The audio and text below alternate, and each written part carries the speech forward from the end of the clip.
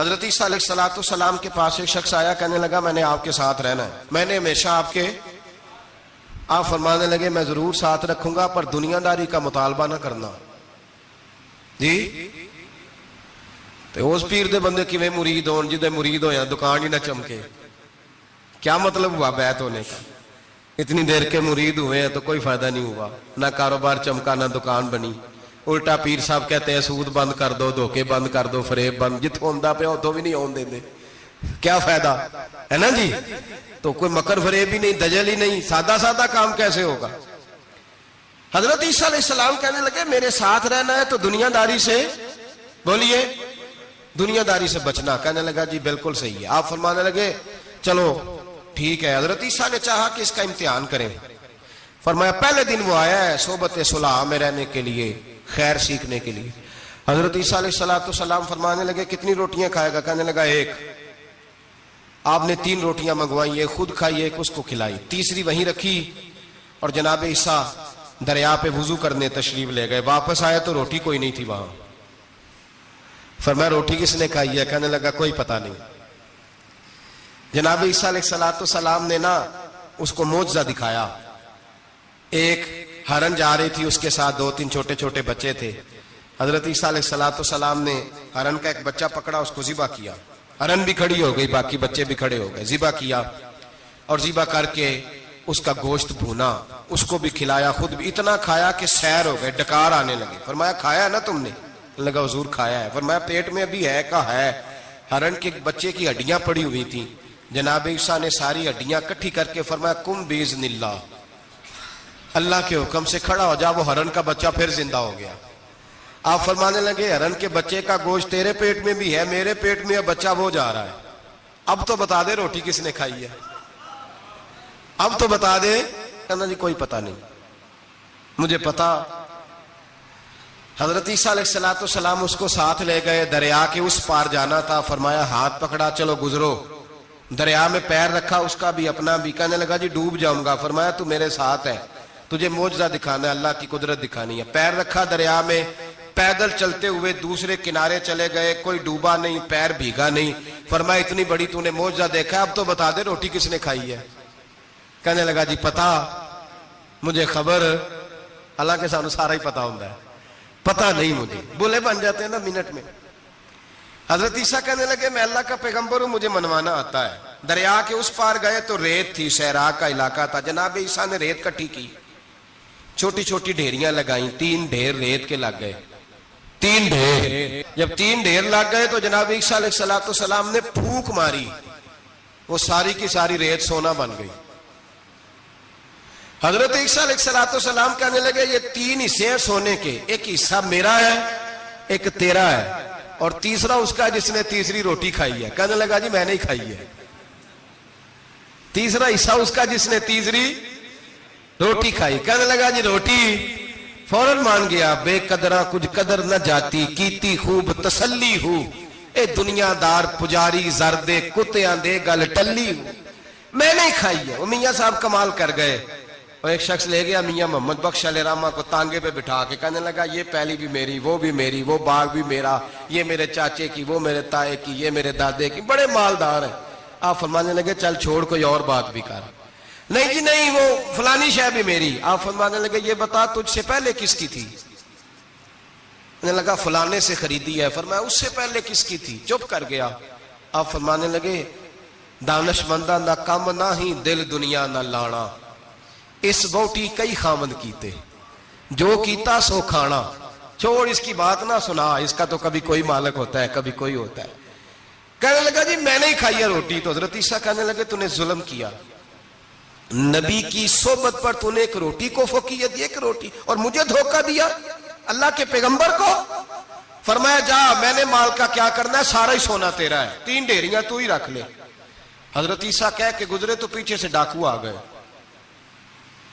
تلواریں ہاتھ میں، 2 ڈاکو، سونا پڑا ہوا دیکھا۔ کہنے لگے تیرا ہے؟ کہا میرا ہے۔ کہنے اٹھ دوڑ جا تجھے قتل کر دیں گے۔ منت کرنے لگا، کہنے لگا یار اس طرح کرو نا، بانٹ کے کھاتے ہیں، بانٹ کے کھا لیتے۔ بات طے ہو گئی، ایک ایک ڈھیری کے مالک ہو گئے۔ اب وہ بات چیت ہونے لگی، نام پتہ واقفیت ہو گئی، تعارف ہو گیا. اب وہ جو 2 ڈاکو تھے ان کو وہ شخص کہنے لگا بھوک لگی ہے یار کو روٹی کھاؤ. کچھ پیسے دے کے ایک کو بھیجا. وہ جو 2 ڈاکو تھے ان میں سے جو کمزور تھا اس کو بھیجا کہ جاؤ کھانا لے کے آؤ. وہ کھانا لینے گیا تو پیچھے سے کہنے لگا تیرا رشتہ دار ہے؟ کہا نہیں. کوئی تعلق؟ کہنے لگا کوئی نہیں.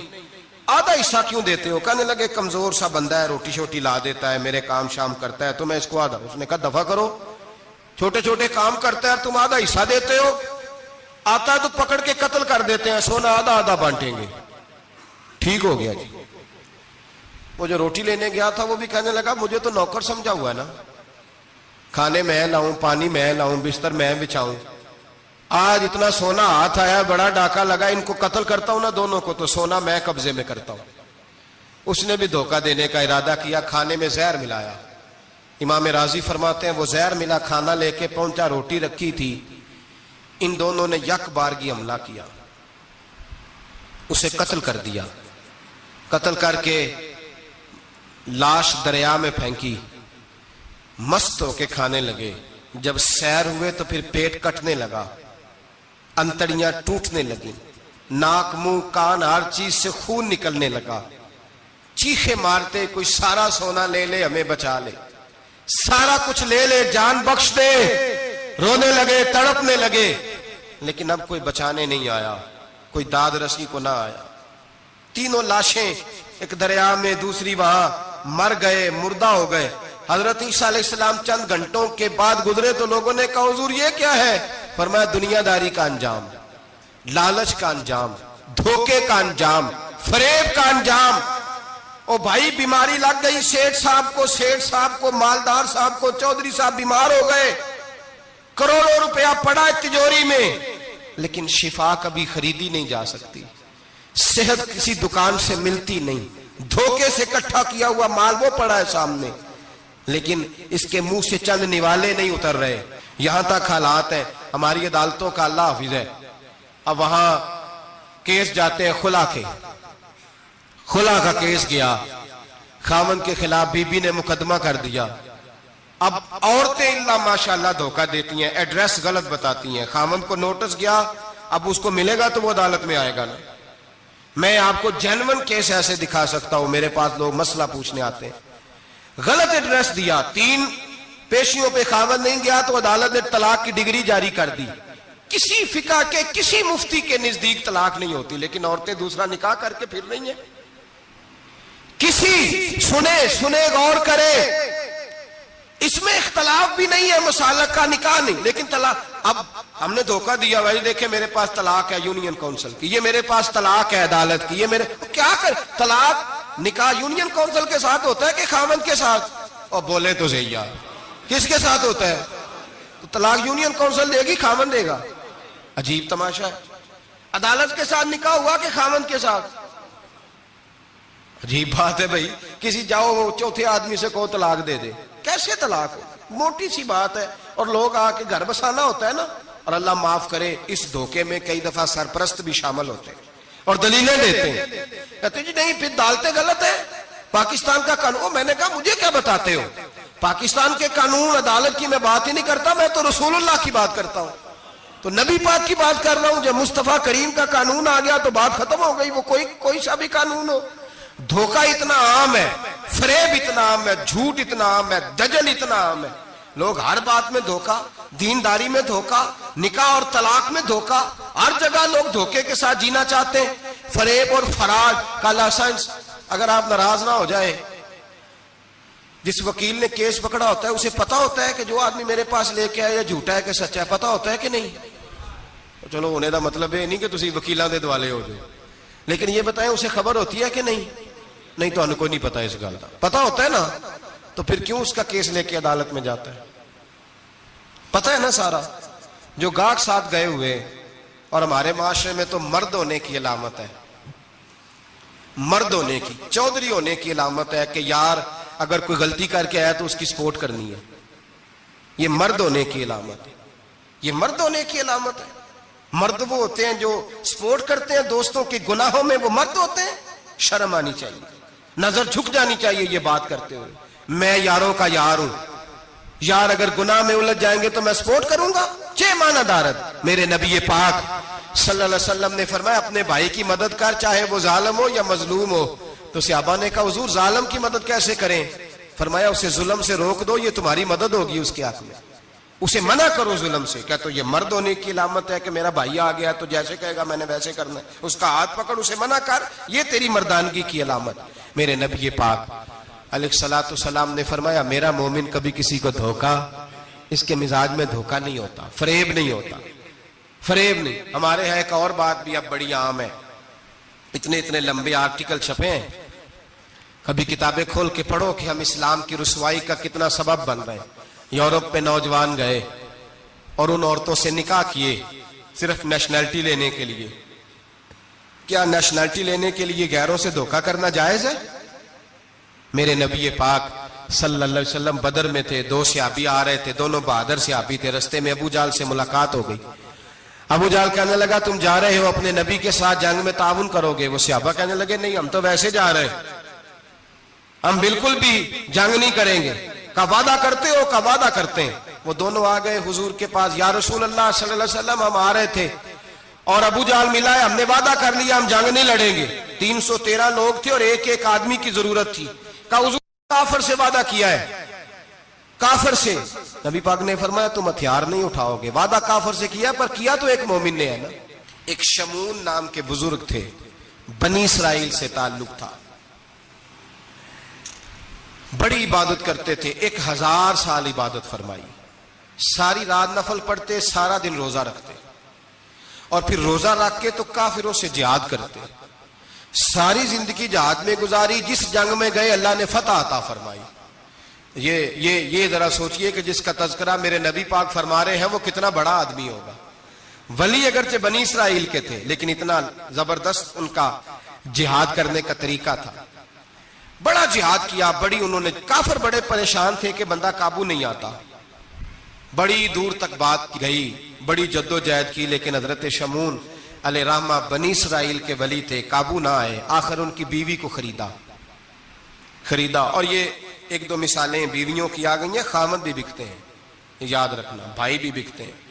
اللہ ماشاءاللہ جب کوئی بکنے پہ آتا ہے تو پھر وہ اپنے معیار کو قائم نہیں رکھتا، پھر لوگ گر جاتے ہیں معیار سے. بیوی کو خریدا. کہنے لگے تو نے اس کے ساتھ رہ کے کیا وقت گزارا ہے؟ کہنے لگی کوئی سکھ نہیں پایا، ایک وقت روٹی ایک وقت کی بھوک. درویشی کا درس دیتا ہے، کچھ بھی نہیں ملا. حضرت شمون علیہ رحمہ کی بیوی جب خریدی گئی، کہنے لگے جب چونکہ یہ کم سوتے ہیں اور جتنی دیر سوتے ہیں گہری نیند سوتے ہیں، جب گہری نیند سو جائے تو رسیوں کے ساتھ جکڑ دینا. امام غزالی علیہ رحمہ نے اس کو لکھا ہے، رسیوں کے ساتھ جکڑ دیا بیوی نے. حضرت شمون اٹھے نہ تو اپنے آپ کو رسیوں سے بندھا ہوا دیکھا، اللہ اکبر کہا. جب اللہ اکبر کہا تو ساری رسیاں ٹوٹ گئیں. بیوی سے کہنے لگے تو نے کیوں باندھا؟ اس نے پھر دھوکہ دیا. کہنے لگی ہر جنگ میں لوگ آ کے بتاتے تھے تیرا خاوند بڑا دلیر ہے، میں نے کہا میں بھی دیکھوں کتنا دلیر ہے. سارے ایک نیا رنگ، ایک نیا روپ، ایک نیا طریقہ. تو میں نے تو آزمایا ہے، اور یہ تو چھوٹی چھوٹی رسیاں تھیں. آپ فرمانے لگے چلو ٹھیک ہے، اگر تو نے آزمایا ہے تو پھر دیکھ بھی لیا ہے. کچھ دنوں کے بعد اس نے زنجیروں سے باندھ دیا، لوہے کی زنجیروں سے. اٹھے تو بندھا ہوا پایا، اللہ اکبر کا تو زنجیریں بھی ٹوٹ گئیں. فرمانے لگے یہ تو نے کیا کیا؟ کہنے لگی دیکھنا چاہتی تھی، کچی رسیاں تو توڑ لیتے ہو، زنجیریں بھی ٹوٹتی ہیں کہ نہیں؟ ہاں بھائی ٹھیک آ کے لوگ بتاتے ہیں تو واقعی دلیر ہے، ہر جنگ میں کامیاب ہوتا ہے. اب قریب بیٹھنے لگی، کھانا اپنے ہاتھوں سے کھلانے لگی، فریب کرنے لگی، دھوکہ دینے لگی. کہنے لگی بتاؤ تو صحیح طاقت کا راز کیا ہے؟